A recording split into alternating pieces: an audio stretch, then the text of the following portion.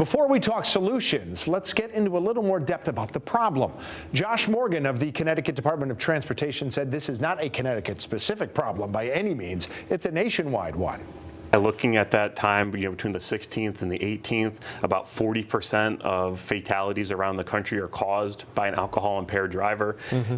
Multiple people are going to be killed in alcohol-related crashes.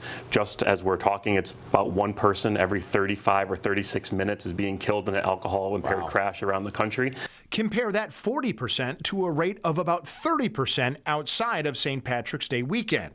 But Morgan said here in Connecticut, drunk driving deaths are so prevalent that statistically, every weekend here is almost as deadly as St. Patrick's Day weekend is in other states.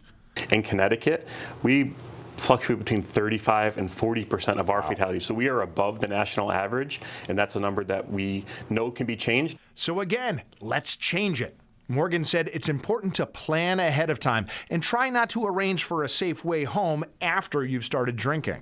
Just plan ahead before you leave your house in the morning. If you're going to the parade, have those rideshare apps downloaded on your phone. Have them loaded up with your credit card payment information so you can call a ride. Know what public transportation options are available to you, the train, the bus. Lots of different ways to get around Hartford, go to point A to point B, and make sure that if you're not going to use those options, that you have a sober designated driver.